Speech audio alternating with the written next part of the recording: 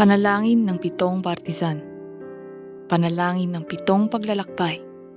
Panalangin ng 7 palatandaan. Nawa ay kumilos sa akin ang Diyos sa 3 persona.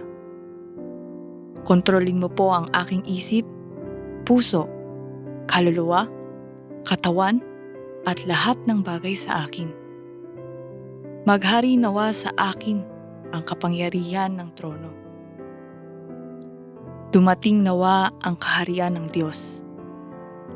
Dumating nawa sa akin ang kapangyarihang lagpasan ang oras at espasyo at 237.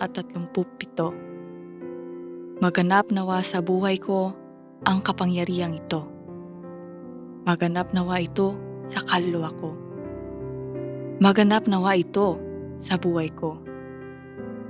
Ibigay mo po ang di pa nangyari at di na mangyayari pang sagot sa akin, sa aking pag-aaral, sa aking trabaho, sa aking field at simbahan. Kumilos ka sa iyong kapangyarihan, sa aking nakaraan, kasalukuyan at kinabukasan. Sa oras na ito, ibigay mo po sa akin ang 5 kapangyarihan.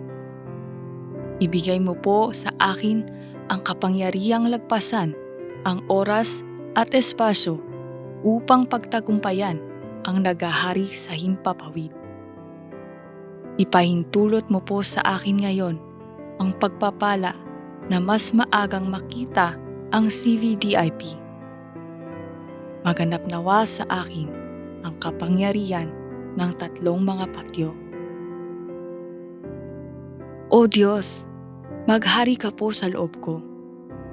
Hayaan mo pong lakaran ko ang daang ginagabayan ng Diyos sa 3 nitong persona.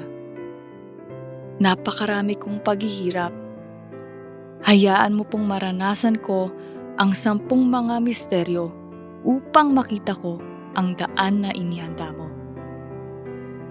Ang mga tao ay nagsasalita ayon sa kanilang naririnig, ayon sa kanilang naiisip, o ayon sa kanilang spekulasyon. At dinadagdagan pa ang kanilang mga sinasabi. O Diyos, bigyan mo po ako ng 10 tuntungan. Hindi kayang talunin ng anumang kahirapan ang Ebanghelyo. Kumilos po kayo sa akin sa kasagutan ng 5 mga katiyakan. Kailangan po ng Pilipinas ang pagbabago. Hayaan mo pong maranasan ko ang 9 na daloy sa pamamagitan ng kapangyarihan ng Diyos.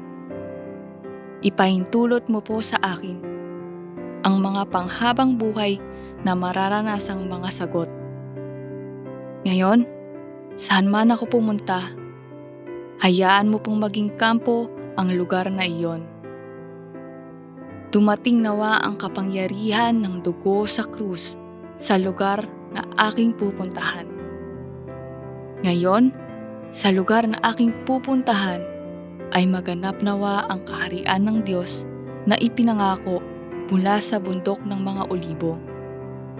Dumating nawa sa akin ang pagkilos ng Diyos na naganap sa Mark's Upper Room. Ibigay mo po sa akin ang tinakdang oras ng Diyos na naganap sa Antioquia. Maganap nawa sa akin ang pangyayari kung saan si Pablo, sa kanyang unang lugar ng pagmimisyon, ay nahanap ang lahat ng kasagutan sa Asya. Hayaan mo pong matagpuan ko ang pagbabago ng aking buhay na naranasan ng grupo ni Pablo.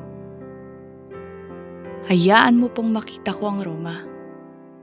Kayo ay mga remnant. 7 partisan sa loob ko, 7 paglalakbay sa harap ko, 7 palatandaan ay dumating sa likuran ko.